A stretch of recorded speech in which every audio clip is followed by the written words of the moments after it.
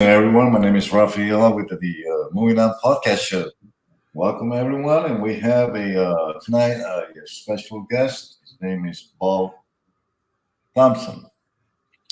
He's an actor, a screenwriter, and a producer, and it's a great pleasure of me to be able to bring him into our show. Thank you, Bob, for accepting my invitation. How you doing tonight? I am doing great, and I appreciate you asking to interview me there, Raphael. I'm not used to this, but it's something fun and That's all right. different. Well, we're live, We're just going to go over a few things and just to get you a brief idea of how we do things. Very simple. We do it in different platforms through our StreamYard, and it's very straightforward. And viewers out there watching us right now pretty much already know the idea of the way I do things with simplicity and not to embarrass any guests or anyone that is come into our show. It's about sharing, having a good time, exchanging ideas, and educating others depending on the topic or content that we're just about to talk about. Sure. Let's get to it, Bob. Can you just introduce yourself and tell us a little bit about yourself, your career as an actor, and just tell us. Bo Thompson, and actor, writer. For a long time, I was a AP social studies teacher, coach, and now I act and write full time, and the happiest that I have ever been. I've lived in 8 different countries and traveled the world. And as far as the acting goes, just finished a feature called All the Beautiful Things that's being reviewed by Southwest and Sundance. I just love what I'm doing. So that's how I guess I wound up here. What's the name of the feature again? Could you? All the Beautiful Things. I'm normally a bad guy. That's one of the few films that I get to be a loving dad. A loving guy. All right. So what it's about is a young lady's old enough to go off to college, and I'm the dad that doesn't want her to go because earlier she witnessed her mother committing suicide. So it's about us bonding, and it's also to deal with the issues of mental illness and suicide and the people it impacts. Not just the person who commits suicide, but it harms the family, and it causes scars that people don't always think about. Where can we watch these? When is it's going to be in? Well, it's under review for Sundance and also South by Southwest, and so we got to kind of wait and see what they do and then they'll decide what to do about screening depending on the acceptance of one of those festivals. But Anna Marie Lewis is the one that came up with it, and she's an amazing young lady. She directed it, hired an amazing crew, and I just really enjoyed it because I liked how it dealt with the story, because people don't want to talk about suicide. They don't want to talk about the damage it does, not just to the individual, but to everybody. And one of my big issues is that we don't recognize the fact, because this is one of the things that we were talking about in the film, that each person involved knew something. 22 veterans a day commit suicide here in the United States. That is correct, yes. And that is wrong. And it's an issue that nobody they don't want to talk about. But I've never been one to back away from issues. Right's right. You got to have a passion, you got to have a direction, but you got to have a moral compass also. Let me ask you this question, Bob. Why don't you already introduce yourself? Let me a question in regards to this topic that we are going to. I appreciate you introducing yourself and telling us a little bit about your which you're going to give us like a little bit of more info as far whoever likes to tune in and watch the film. Oh, I definitely update you as we get updated. Yeah, I know I'm going to be watching that one. It's a very good topic that we are all will be more interested in watching those guys. Are you going to be there? Are you the main actor, best supporting actor? Or did you what type of role did you? I was the strong supporting or main supporting. Anna Marie was Lewis was the main character, and it was on her concept from the beginning. I mean, and she it was so weird because I almost didn't get that part. I couldn't audition at the time, and she so liked what she found on my website and my demo reel. She kind of rolled the dice and took a chance on me. And so we filmed in Colorado, and that was an awesome experience. Wow, how long have you been as an actor? How long has it been since you made? Well, I didn't. I started out as a writer, Right. and I was teaching. And I'll try to make a long story short. I was working 110 hours as a coach and teacher a week, 110 hours a week. And I quit coaching because I'm not into politics. I'm into kids.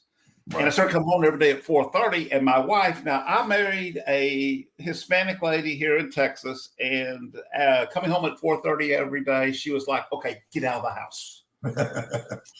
So you guys stuck together? She's like, "You're driving me crazy. Get out of the house." And so I did a play, and then I did some student films, and one of them, translations by Gabriel Duran, did really, really well. Then all of a sudden, I had an agent. Now I have two agents and doing this on the acting and writing full time. So it was nothing. It wasn't like, oh, my lifelong long goal to be discovered. I stumbled into it, right, and it has become a passion. And at my age, as we get older, finding something to make you happy again is a gold mine.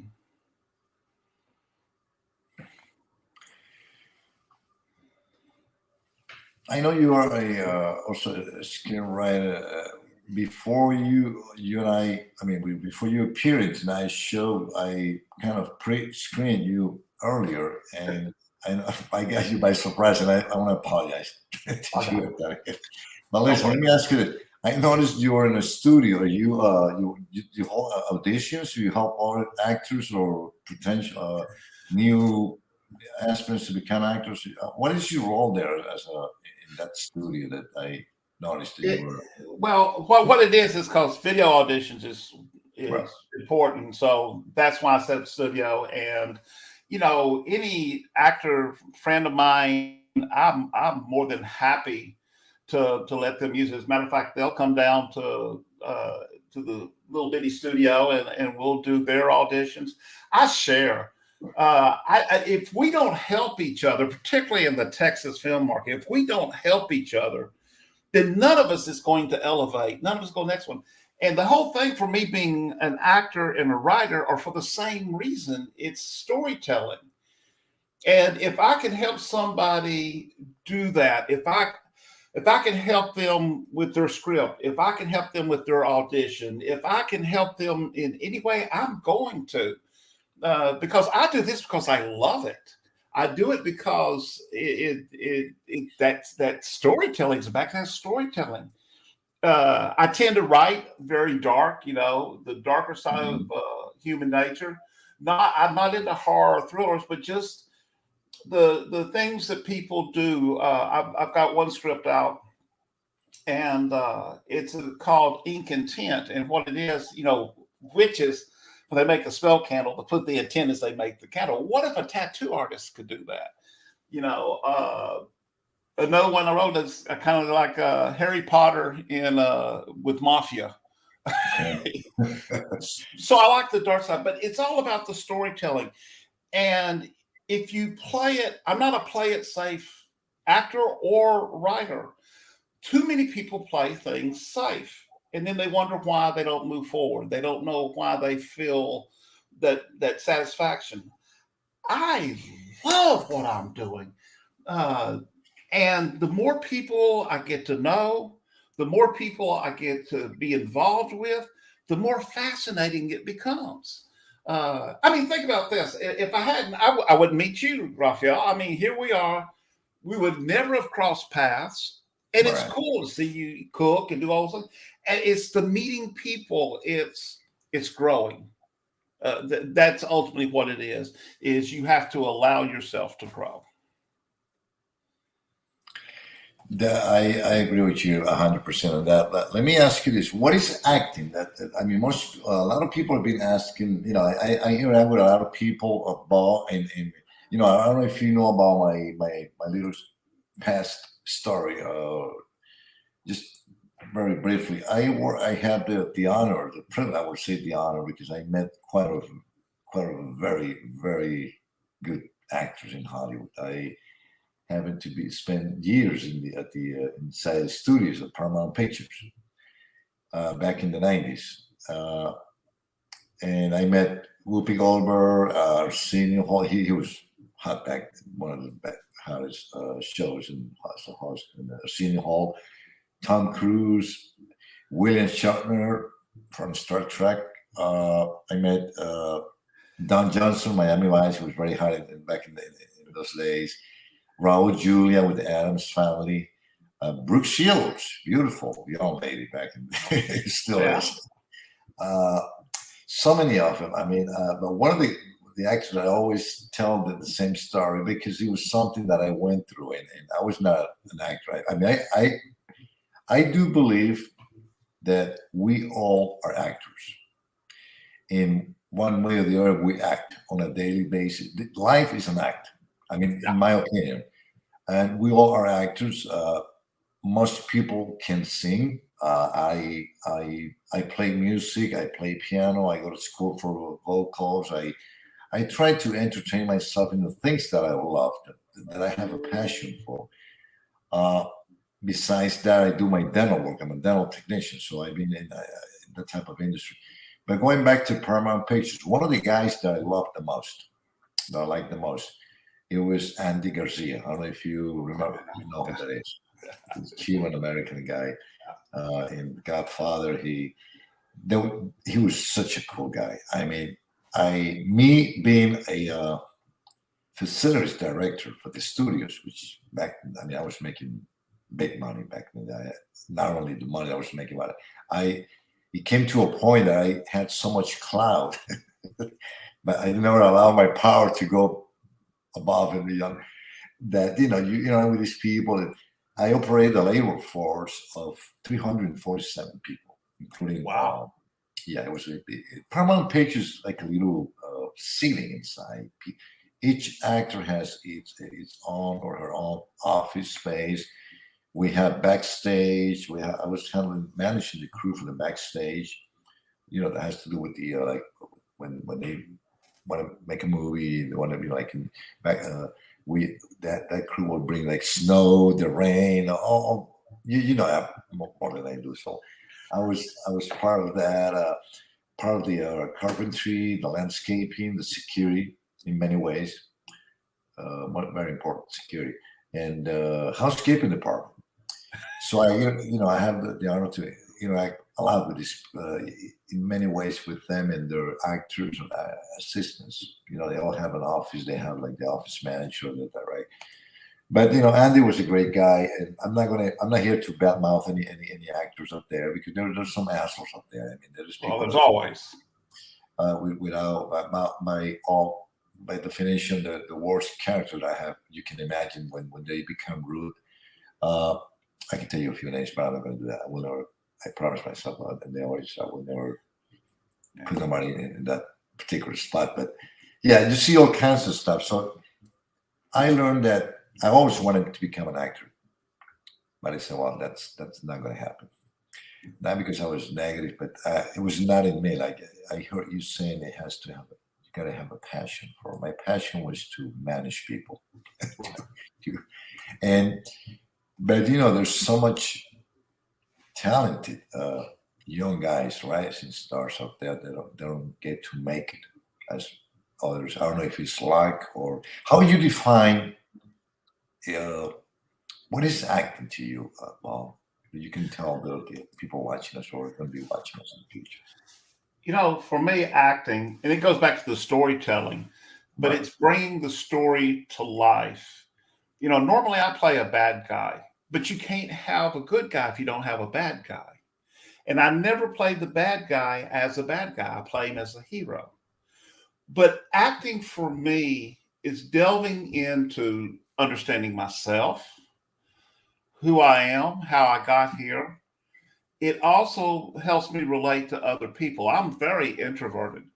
And so acting to me is studying human nature. It's studying how we function and how we kind of, like you said, everybody's acting, uh, but we'll put on a face for work. We'll put on a face for family members. We'll put on another face for this or that or whatever's going on. And acting for me is getting to peel that away. To understand a character, you got to understand the core of the character. That means you got to peel it away. And sometimes you find things that you have in common with that character, and that gives you that connection. And it's like, for me, I know I did a scene right when I nailed the character because I don't remember what I did. I was so into what was going on. And the problem with that, some of the director goes, do that again. It's like, do what? You just become so much a part of that character. But it's about understanding. And it's made me a lot more tolerant to other people. Uh, everybody has a prejudice. Mine is stupidity. Ignorance you can fix, stupid you can't. And but they don't do what they do out of malicious. They really think they're right. I used to tell my students all the time that the problem we have with politics, religion, all these different things, everybody thinks they're right. And if I give in that you might be a little right too, then that means, okay, am I wrong? And that's why I think people get defensive. And a character in a film that somebody I'm portraying, they feel they're right. The bad guy thinks he's saving the world or doing good. And I think that's what a lot of people do, is that their intention is good. It's just they don't understand. And that's what I love about acting, because you peel it back. You get to take a close look at it. The problem is sometimes you catch yourself looking in the mirror and going, oh, crap, I did that the other day.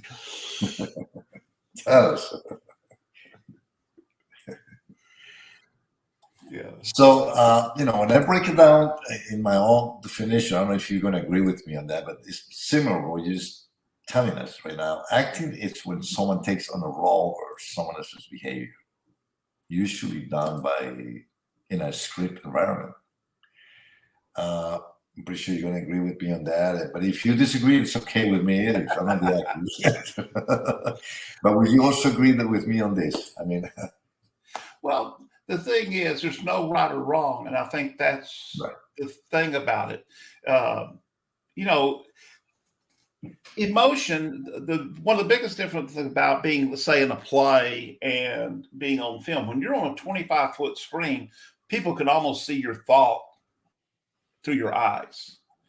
And so I almost take it's not, I take it more as taking on their behavior, and mixing the things that you have similar into it, uh, you know, uh, and there's different variations. Now, I studied Meisner, which is all about self-connection and all that, but there's not a right or wrong. I've been to a bunch of workshops. I've talked to a lot of writers, a lot of actors, and essentially that's what we're doing. We're emulating behavior, but we're attaching it to our own.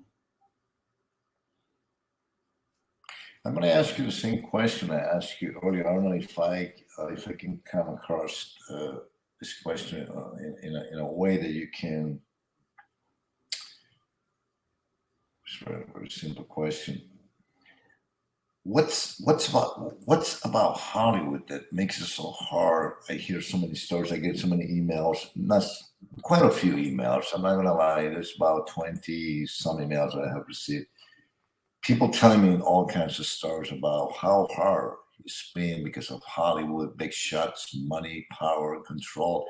And I know, we talked about this earlier, and you something that caught my attention about you. You used to like very reluctant, or like didn't want to get into that because about politics and all that. So what is it about Hollywood that is making it so difficult for so many people, so much talent out there? I know guys that have very struggled so much to get even a small part or small role, and you just can't do it. I mean, But yeah. Well, and it's established. I mean, once something becomes known, people keep going back to that. I mean, look at it this way too. It's like everybody's remaking things. They're not willing to risk on something original. So Hollywood has always been associated from the very beginning, and that's where its power base is. The thing is, COVID's changed a lot of things. It used to be you had to move out to LA. It used to be you had to move to New York. Um, and now the auditions have opened up and streaming. There's now challenges to the main studios that they've never had. Uh, and if you're going at this to be famous, you're already wrong. You got to do it yeah, because you love it. The thing is that uh, when people go out to LA, they want to be discovered. I understand the dream. Believe me, I do. But I'm also old enough that I do this because I want to. But now it's about creating your own content with YouTube, and Netflix is now opening up and taking projects that normally they wouldn't have touched. With Paramount and Sony and all them, now they're having to back up and go, wait, and you can create good, solid content.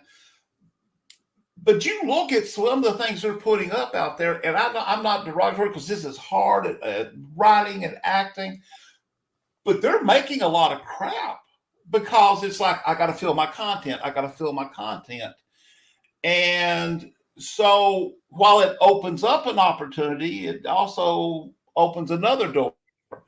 And, if you're a young creator, if you're an old creator, uh, it's not about Hollywood as much as it used to be. To be a blockbuster, I mean, it's like people go to Atlanta and to be cycled through as a guest star and everything else. But that's a stepping stone. You don't go out to Atlanta to be a star. Some people do, or New Orleans. And the big budget is still in Hollywood. It's still in New York. But if you're into it for creating, good quality stuff, there's other opportunities out there. But people are scared. You're sold this dream. I mean, I'll be first one. Paramount or Sonny says, "Hey, Bo, we want you to come do this." All right, hey, let's go. You yeah. want this? I Sure. love it, but I'm not sitting on a high horse and going, no. Yeah. It's like I wrote a film. They said, "Well, what if somebody buys it?" I said, "Well, I'm going to sell it."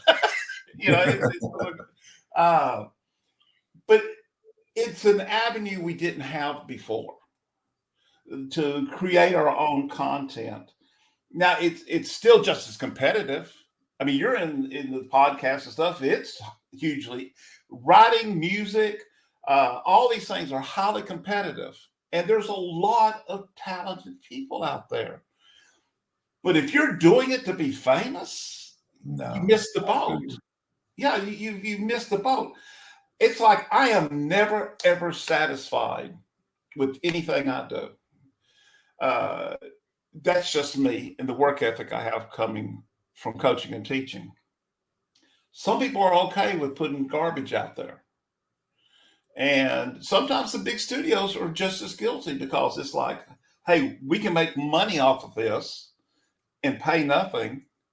Uh, Netflix is hard to deal with because they want, the intellectual rights. They want all those things. But if you're creating it yourself, you got control over it. I would rather make something of quality that can be proud of, and not make a dime than to do something that's garbage. It's garbage. It's and we are too accepting of garbage. I mean, we really are. And there's a place for it. My wife loves B horror movies. I mean, she's Where's your wife from? Where's she from? She's from McAllen. We've been married for 33 years. And that's because if she's mad at me and starts yelling at me in Spanish, I know I went too far. Where are you from? You have an accent. You told me you're from Australia or something? Right. My father's an Irish immigrant to Texas. My mother's Australian. I've lived in 8 different countries. Never planned to stay in the States. And I learned a valuable lesson after I married her that if she's Hispanic and Texas, she's not ever leaving. So, yeah, she grew up in McAllen, right on the border between Mexico and Texas. And she is an absolutely amazing person. She is a bilingual diagnostician. She tests kids to see if they qualify for special education. And why she married me beats the heck out of me. I married up, and I'm not going to make any bones about that. But she is so good-hearted. She worked with profoundly disabled kids and would teach them how to do lifestyles. And we have 2 amazing boys. Right now in my life, I'm just as happy and feel as lucky and fortunate as anybody on the planet. And I'm pretty sure you live a very comfortable life. Oh, yeah. Unless she's mad at me, then it gets real uncomfortable real quick. And it doesn't help. I keep trying to lose weight, and that woman can cook. Oh, my gosh. We both love cooking, and I just love eating more than I do cooking. You love cooking? Oh, yeah. Yeah, I don't know if you noticed, but I'm trying to merge my other. I started this podcast just to give you an idea about it, the audience of viewers out there. I have 11 grandkids and 4 kids, and one of them tells me they call me Balo, means grandpa in Spanish. Tell me, Balo, why you always coming down to visit us? You spend most of the weekend cooking all kinds of stuff that we love. Why don't you? He was one who gave me the idea. Why don't you just do a podcast or something like a TV channel, cooking channel? And at first I thought she was like, but then my son, his dad goes, hey, Dad, why don't you? So we started with ITGB. He even named it. He created. This kid is about 8 years old, but back then it was about, I think it was 9. And he said, Grandpa, I'm going to give you the name. You'll be surprised, amazed how this kid in such a young age. He knows how to do. I mean, I was so impressed with this kid. Oh, they're way more savvy than we are. I'm telling you about, and I'm talking about, Jake, Jacob, his name, we call him Jake. Said, yeah, just Grandpa, just do. He even told me what to buy, what to purchase, and that's how I started this podcast stuff.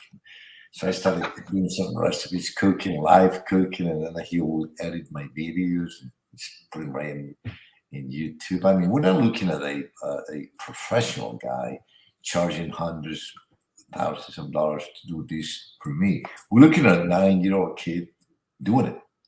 And if you look at those videos right now, they're not, of course, they're not but like you said, it's something that I have a passion for, cooking. And why not I'm not doing it I haven't even made a penny out of this podcast. And I do not, no, honest to God, and honestly, I don't intend to. One of my takes on these shows that I make, and I'm getting a little much better every time I do an interview and all that, kind of learning the, things behind it. It's that I promise the people, the audience, and don't get me wrong, I got a huge amount of people, like followers in all kinds of platforms, not, but I'm looking at building up an audience just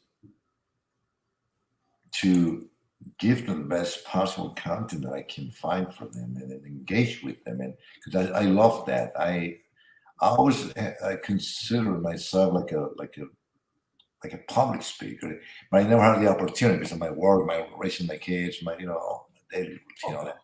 So now that I'm getting old, which I'm going to be retiring soon, I find time, and because of the COVID, or whatever, the pandemic, we all found ourselves with more time doing things at home that we could never find. I mean, find ourselves doing that before the pandemic came in. So I find this very fun to do. I started getting to know a lot of people like you, Bob. Others like that. I have a guy that is coming to our November show. He is a very quite of an amazing figure, personality, character. He's Jerry Lewis he impersonated Mr. Malone, and he's coming in with a terrific story.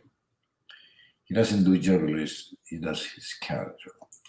And I have interviewed him like two times already. So we're getting all this stuff ready for November. He's been in business for he does all this in Las Vegas, New Jersey, Hoboken, New York. He travels all the states and he does pretty well. But he had a disorder since he was born, and what inspired him to become Jerry Lewis impersonator was that he want to become like Jerry to escape from the fear of as a shy child. He was very insecure, and it's a long story, but I think that's going to touch on a lot of people, and I'm trying to get ready for him because he was in one of the podcasts of this lady, which she has a whole bunch of close to 1 million viewers, and he did very well. But it's like, I mean, I don't. My shows are free. I don't ask people for money or for donations. Not. It takes money. I'm pretty sure you know that to run. I do my own productions, so which people will say, well, Rafael, you're not a producer. You're not. But, I find myself doing all kinds of stuff. So to me, I find it joy. I love it. And every day, each day, I learn more and more. And I got people that are coming to me, telling me, giving me advice, like proud of you, telling me, Rafael, you can do this better, you can watch. And that's the whole nature of growing with him, Absolutely. Oh yeah, I agree. And if you're happy doing it, it improves the quality. When you Yeah. have passion and you care, and everybody has a story. And that's kind of what's so interesting about it. And the thing is, you're talking about getting ready to retire. We have an older generation that is becoming a huge chunk of the population. And so many people are scared to venture out to do what they love. Whether cooking, podcasts, acting, writing. And so many times they say, oh, well, I'm too old to do that. Uh, my days are over with. It's all about choices. You have to decide what you love to do and then do it. If you had the perfect ideal, I mean, perfect, somebody would hate it because it's perfect. You can't worry about what somebody else is saying or doing. Everything is subjective. But if you're doing quality and you're doing what makes you happy and you help one person, just one person, then you've accomplished an amazing goal. And every time you reach out, whether it's on your podcast or me in a role or in a story, and one person goes, you know what, I can relate. I'm not going to blow my brains out tonight, or I'm not going to take another drink, or you know what, I'm going to go do this. Those guys are doing what they love. Why can't I? Then we've done something. We've done something right. And if nothing else, if we give them a few minutes to escape, to enjoy something else, enjoy the podcast, enjoy the movie, enjoy whatever. I can't do any music, but musicians and comedians do the hardest job in the world. But when they are successful, they allow people to escape. They allow them to see something else, and you know, I love that. Being a bad guy, you have to take your compliments differently. It's like I had somebody come up and said, "Thank you for making me hate you so much," you know, or you said, but when you get them to forget that you're an actor or to forget that the musician, they're just in the moment or listening to your podcast and going, oh my gosh, I never thought about that. Then you made a difference. Now, it may not be in the history books, it may not be on the news, but you made a difference and you made a difference in that person's life. And I can't think of anything grander than that, to be perfectly honest. Sorry, I got on soapbox. Like that's my take. If I can, if we're gonna be, I'm gonna tell you something about a show that is coming in December. I think it's in December, like the fourth season in January. Has to do with one of my family members. She was in a coma for 7 weeks. She was practically, basically dead.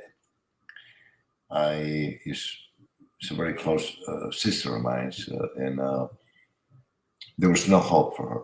She was just going to be disconnected from the machines and all that. And she had her heart failure, lung failure, that she had developed a pneumonia tremendously bad. That, I mean, there was no hope for her. The hope for like probably minimum. I mean, it was, and so I started going. And the reason I want to bring this up, Bob, since I have you here, is because people need to know that touching someone or telling people or telling someone I love you or yeah, love, the words are good and all that, but I think in my mind, I believe that the time that you give that person, whether it's your sister, your brother, your family, your friend, someone that you love, you give him the time, spend time with that person. It makes a difference. Let me tell you, I'm not saying that it was me that probably I'm I'm not going to bring religious or politics into my podcast, but I did promise one thing from the beginning, that I will make this. Put God first in everything that I shall do. And that's my one of my things that I always said in shows, introductions. But there's miracles out there still. Whether it's who you believe in, whether it's a God. And just to make a long story short, the whole family we just planning for a funeral and all. We knew that she was going to be gone very soon. We heard stories from the doctors. I went to the state of Georgia. I'm in the state of Florida right now. And many weekends I spent up there. And this show is going to be a very, very good show. I'm getting all the details, the facts, pictures, videos, and all that, because it's going to be great. And she agreed with me. But, I started going to see her, to visit her, because I was the closest summers from Georgia to Florida. And with my sister, when we went to see her, she was like, she was not responding. She was with the machines and the drug, what do you call those machines? The lung machine, yeah. The ones that treat most of the COVID patients with that. They induced her. She was in an induced coma. She was completely gone. But when I walked into the hospital, people are not going to believe this, but the videos will reveal that, because it's my time. She knew I was there. And I started singing to her the song that she loved the most. And I was just telling myself with my sister, I ended up crying with her. And she was there, and I asked the nurse, does she knows what she's, because that was her first reaction. at that time, I knew she was coming back, and I asked the nurse, "Do you think, ma'am, do you think she's listening?" Oh yeah, they listen. They know what's going on, but they're just in the such in the medicine, medication, all that is. So the day after, on Sunday, one of these young doctors, which we learned that, I learned because it's a long story, but he was a practitioner. He was not even a graduated doctor. He was just those doctors that got to the hospital trying to, experiment medicine. Yeah. He stood in that computer. She didn't even took the time to check on her or not. And he knew I was there for 35, 40 minutes. And I look at this young doctor. He was probably about, what, 24, 26 years old. I said, "You're the doctor. How come you haven't even introduced yourself?" So I questioned and challenged him. He goes, "Well, I'm checking on her right now. That's why I haven't even addressed you guys." But anyway, so he told us, my sister asked him, "What's going to happen with her?" And I look at the doctor and said, "Why don't you look me in my eyes, doctor, and tell me the fucking truth? Excuse me. Is she going to make it or not?" And the first words that came out of his mouth was, "I will let it go," just like that. "No, give it 2 days and then we disconnect." I felt like beating up this doctor. I knew I was going to be scored or being arrested by cops. That's how angry I was.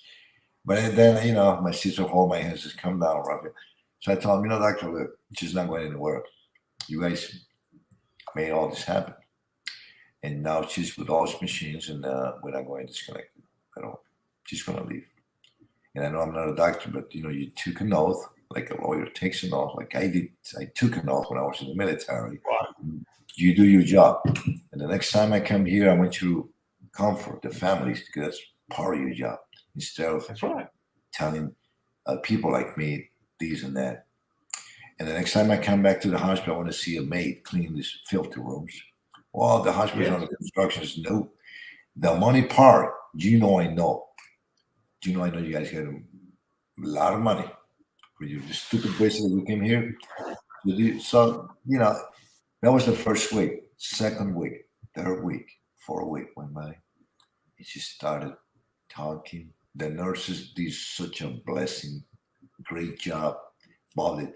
I even brought letters to the director of the hospital. And this thing was going to become a huge issue. They would have done. But, what I'm trying to say is that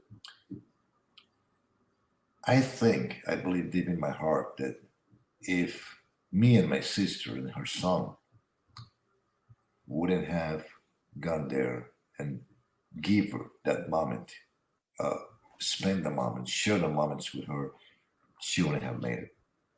And that's why my advice to everybody, my take it to everybody is that, the time that you give a person, a loved one, a sister, whether you spend 1 minute of your time, give it to that person. To comfort her, to give them a hug or something, is so important. Most people that in the hospital that are dying, they just family members, they've been forgotten. And in the hospital, I'm not saying all the doctors, but hey, there's good and bad. Yeah. Oh, yeah. It's just business to them. It's business, But anyway, it's going to be a good story, Bob. And I'm going to lunch, and I'm getting all the details ready. And she's ready to go with me. And, I just came from seeing her yesterday. I was all, you got to see this woman. She cooked for me, and she sits down and she said, "This son of a bitch is wanting to kill me." That's not quite right. That's not quite right. You're a strong woman, and you had a willpower, and they, at the end, they did a great job. You got to trust the science.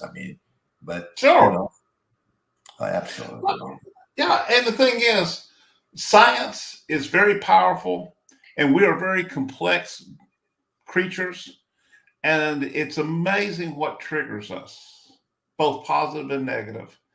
And you being there, see it triggered. And it might, in the factor of things, it may have been minuscule, it may have been huge, but here's the bottom line: it wouldn't have had an impact if you weren't there. Yeah, right, Bob. It's not about the size of the role; it's about the size of the impact. Exactly. And it could have made all the difference in the world. We will never know, But you know what? That's not why you did it. You did it because you cared. And that's the result you get when you care. It was amazing. And when me and my sister saw on the 5th week that because she went through a lot. They took the thing out because of the 14 days she developed a pneumonia, and they made a hole. Right. It's tracheotomy, and then one in her belly to feed her, and then like pneumonia in her lungs, her heart. She was a mess. And she's walking. I mean, she's cooking and she's singing, and she's like, I asked her, Naomi, how are you find? Maybe she was not to worry. She knows I worry too much about. Rafael, I'm doing perfectly fine. When we're going after these guys, is never. We're not going to shoot our bodies, right? But we're gonna. Can we tell it? Yeah, we're going to tell the story. We're going to make it right. It's like, Raphael, leave me alone. I'm recovering. Let's go. Just yeah. She's a good woman, and maybe there's millions of them like that. I don't know. Sure. But I think that the time that we spent with her. I mean, imagine, Bob, if she would have died, and then I would have. I don't know. Maybe she would have taken with her, because that's people. I mean, I would have felt so guilty, but my duty was like. I was talking to my high power, whatever God, I believe in God, and He was the one who guided me to go and see her, to go and spend time with her, to do everything that I could. I don't know. I'm a most humble guy. I don't like to fight. I did my fights when I was younger. I'm 61 years old. And when I was 18, I was jumping out of airplanes and doing all kinds of crazy stuff when I was in the Army. But those times are gone. But, it comes a time that you have to fight the system. And you have to tell these people, hey, she's not alone. We're here. She has family, blah, blah, blah. And I urge everyone to just, if you have a loved one that is in the hospital, or it's spend time with that person. It's very important. Well, I'm a firm believer in don't have what ifs. If you don't go visit them, then you're going to have a what if. If you don't do what your heart tells you, if you don't do those things, we talked about passion, we talked about being with a loved ones. If you don't do those things, you have a what if, and what if creates regret. And that's the last thing any of us want to have is regret. That's a weight on us. But you can't have a what if. If it means like you going to the hospital, doing those things, because you're doing everything you can, not knowing if it's going to work or not. But if you didn't go, you'd have a what if. Well, what if I went? What if I'd done this? And that creates regret. That creates that sadness. Right. And we don't need that. Yeah. So we deviated from the a little bit, and I appreciate that you giving us the time. I mean, the time for me to throw that out there to you. But I thought it was important. But see, I love that. But see, as a history person, as a writer, I love stuff like that, because people don't hear that enough.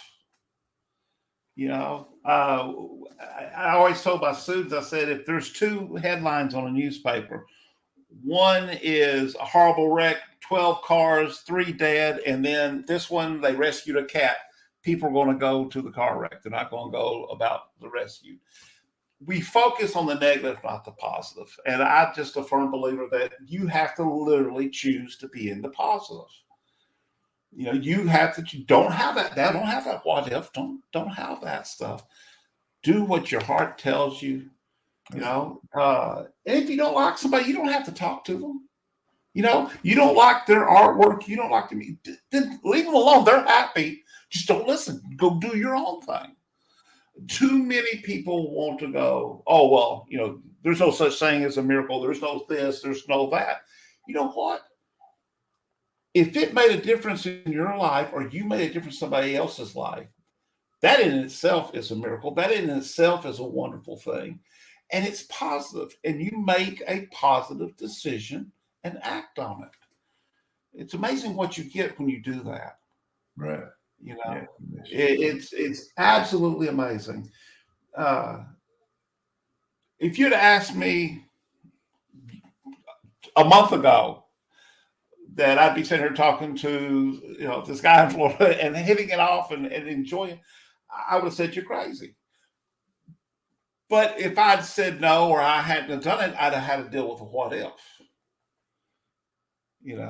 We can't do that. There's people sitting out right now listening to this going, well, what if I was? Go find out. You may fall flat on your face, but you won't have regret. You won't have this, gee, before I die, or what would happen if I had done that? But yeah, I was like you. I was a wild child. Without going into great detail, but got stabbed a couple of times, and shot in the vest a couple of times, and All right. I should not be here right now. But you know what? I am. You are. And I made a lot of bad decisions. Grew up dirt poor. Lived on the streets. Drank out of a mud puddle. Was the best I ever had because it kept me alive. And here I am now, married to this wonderful woman, fixing to have our first grandchild by my youngest son. Two fine boys that are fine, respectful men. If I'd had any what ifs, if I'd had any of that, that would be ruining this right now. So I've never lived my life as a what if. Now I made mistakes. Woo! That's one of my strongest talents is making a mistake. But I can sit here right now and I can honestly say that I'm happy, I'm fortunate, and if I can give one person that, then I've accomplished something. That's right. That's the way I feel. We don't have too much time, Bob. What's next for Mr. Bob Thompson? What's next for you? Well, I have a website that if anybody ever wants to check out my bad guy stuff, it's www.bothompson.com. I don't know how the heck she got that, and I misspelled my own name. Good grief. That's embarrassing. BAUTHOMP. I think I got it. Let me try to find it here. It's not a big thing. I'll take the time to because that's gonna be you're saying and as far as acting goes, I'm one of those fearless actors. Heck, I'll try anything at least once. And I enjoy what I do, and I enjoy writing. And me and my writing partner, Becca Spencer, she's an amazing young woman. We're starting a script production company called Fearless Arbo, which is we'll write you a script, and we're building up a library right now, and she's incredible. I am so lucky to have her. The only problem is she became friends with my wife, and I'm outnumbered every time, and that is highly unfair. Would you mind if I put your email on the screen? Oh, yeah, please. I don't have your website. I should have. I can get your website. Is that your email? That's my email, and then except you don't need the www. I don't know. But yeah, no vowels in there. A guy in Canada has Bo Thompson at Gmail, and me and him have become friends because he gets my email all the time. Oh, she does. Okay. Yeah, what I'm going to do, Bo, before I put this on the social media and all the platforms, I'm going to, if you can send me I think I already got it, your profile. Your website? I don't think I have your website. Yeah. It's the website's bothompson.com. That's it? Your name? Yeah. Bo Thompson. How the lady that did my website, how she did that, I'm amazed. But yeah, that's not easy to get. Like if I was trying to get Raphael, Raphael.com, it cost me a lot of money. But yeah, I am not social media guru. I struggle with this stuff all over the place. It's an adventure. Yeah, let me see if I can put this on the screen. The things we get into. For us growing up, this was not anything. I mean, this was So that's all science fiction. BobThompson.com. That's it. Yeah, BoThompson.com. Oh, it's easy to tell me if that's correct. That's it. BoThompson.com. Who All would right, have for ever those thought? viewers and the audience and people are watching, that's his website, Mr. BobThompson.com. It has my resume. It has clips. It has a long demo, which I prefer, the short demo. And just remember, my characters are bad guys, not me. Okay. What about these young guys? Can we help these young guys trying to make it up there, man, as an actor? So can you help them in one way or the other? Auditions or something? Oh, yeah. How would they reach out to you? By just logging into my email? There's a way to reach out on my webpage, but email's the easiest way. And I have a weird motto. My motto is to be the hardest working character actor with the widest range. And that's how I approach it. And I just want to do quality projects. I like quality. That's just really important to me. I like working with quality crew, just quality people, and I love collaboration. Collaboration elevates the project. What's your last word for the people out there working to moving up the ladder to become actors? What's the message that you can? The best message that you can give those guys? I tell you what, the best message I can give you is you cannot learn it all. Always be open to learn and grow. Growing hurts. Growing pains is part of it, but do it because you love it. Don't do it because you want to be rich or famous or any of those things, because that affects your decision. Love what you do.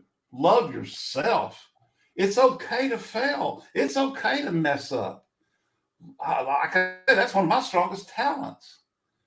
But do it because you love it. Do it because you want to change somebody's life. Do it because you want to tell a story. But yeah, no, you do it for the right reasons. Do it because you love it. Thank you, Bob. Listen, it's been such a great, honestly, pleasure to have met you and accepting my invitation to be in my show. You have no clue or idea how much I appreciate that, Bob. I wish you best of luck in your future films. I'm pretty sure I'm going to be watching some of those. And let me ask you this final words: Will you accept another invitation to my show in another time? Oh yeah. If I was to invite you to will you come on? Yeah. How about if I was to bring you into my studios here? Yeah, why not?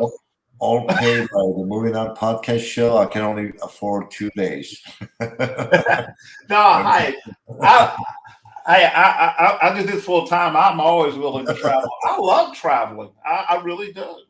But yeah, and I appreciate you doing this. I mean, I really do. And I think what you're doing is ideal. And man, keep it up. What's your advice for me for our Moving On podcast show, Bob? Tell us the truth. Tell me the truth.